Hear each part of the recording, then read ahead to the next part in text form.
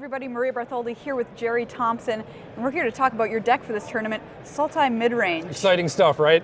So why did you choose this deck? It's hard to kill. You have like all the life gain, all the card drawing and velocity, find as card advantage, Hydroid Crassus, you just never die. Every good card basically, just Pretty shove much. it all in one deck? I mean, no Nexus of Fate, no Wilderness Reclamation, none of the supposed busted stuff, but basically everything else. All right, well let's take a look at how your deck likes to start off, kind of with some of your early drops here. Llanowar Elves, Merfolk Branchwalker, Wild Growth Walker, and Jade Light Ranger, all 4-ofs. Yeah, so this is kind of like the green package. This is what most green decks in the format are all about, and then there are some diverging paths from there.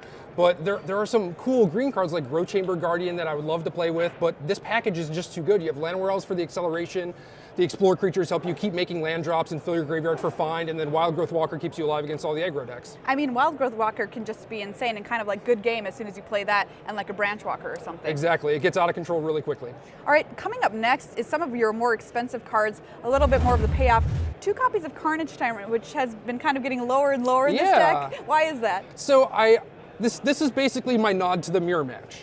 Carnage Tyrant, once it's on the battlefield, is really scary. You might be able to put things in front of it to block, but there's always the threat of your opponent having a removal spell, killing your thing, trampling over, and then there's always the threat of finality too, where you put counters on the Carnage Tyrant, wipe their board, and you just have this unkillable threat. So it's basically there for mirror matches, even though it's traditionally like an anti-control card. Vivian Reed does a lot in this deck. She's a 3-of here. What is she most important at?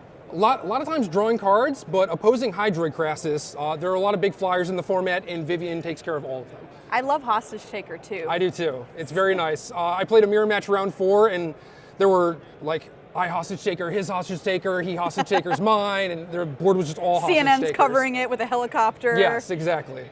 So what is your favorite thing to take with Hostage Taker? Is it a Hydroid Crassus? It's nice. Not only do you have the threat of like, now I'm going to cast this Crassus next turn, but even if they kill your Hostage Taker, the Crassus dies. Yeah. So Hostage Taker, I'm playing basically the maximum amount of these in my 75. I know another one in the sideboard. No Chupacabra, just because this card's a little bit stronger, I think, because of Crassus. So tell me a little bit about the Crassus coming into this deck, because that's really where we've started to really change things away from the Golgari shell that we had previously. Yeah, now the deck can just stay alive, and then start playing like these Crassuses for 6 and 8, and you keep recurring them. But I think that the Carnage Tyrant, like I said, is a little bit stronger in the mirror because you actually threaten to end the game rather than just prolonging the game. So I like having sort of both angles where you get to play the long game or just kill your opponent with dinosaurs. All right, Jellyfish or Sphinx's Rev, which one? I'm a Sphinx's Revelation person, but we'll see how this tournament goes. Maybe right. I changed my mind. I had Crassus in my draft deck too. Oh, did you really? Yeah. All right, well, in all formats.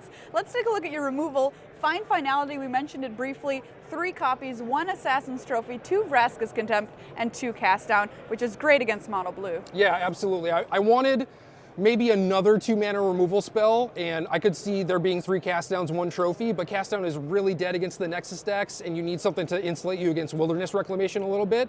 So the Trophy's kind of a hedge. Vraska's Contempt is just general catch-all, Planeswalkers, Rekindling Phoenix, just the things that are really hard to kill. And then, yeah, Find Finality does it all. Yeah, it does double duty. It's a card advantage spell, recursion, board sweeper, everything. How do you feel this removal suite lines up against the metagame and the field that you've been expecting out there this weekend? Well, the field I expected, I think it would be good for. This field's a little bit different than what I expected. Okay. Way fewer mono blue decks, a little bit more Nexus, and a little bit more mono white. So I don't know, I would probably change things up a little bit, but that's just going to be the case in any tournament. Right. All right, let's take a look at your lands here. Your first set of lands, as it were. You get access to Breeding Pool, which is really important for this deck. Talk to me a little bit about the Shockland suite too, because you're running all 12, I believe. Yep. How much pain does that cause you? A lot, but the decks in the format that are attacking you, like the aggressive decks, mono blue is basically going to beat you by putting Curious Obsession on something and countering all your spells.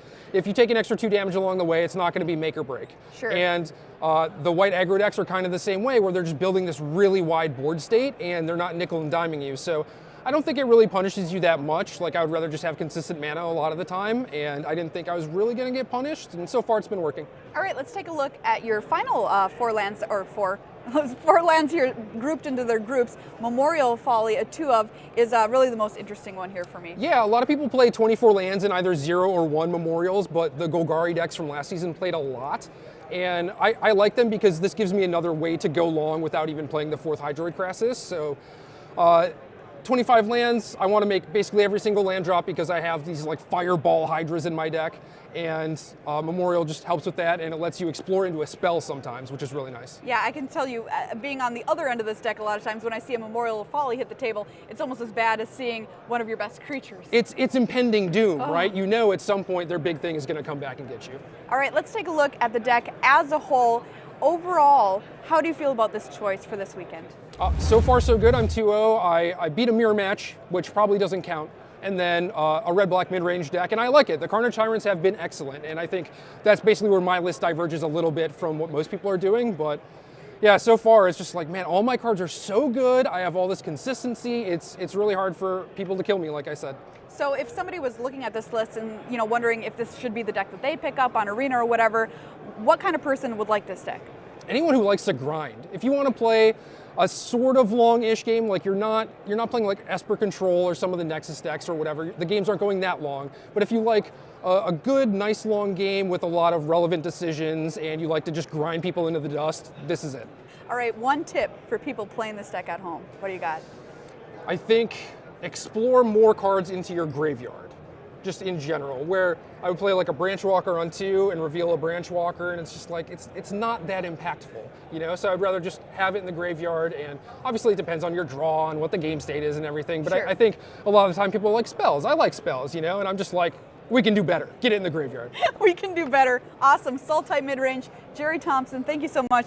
More magic coming up in just a minute.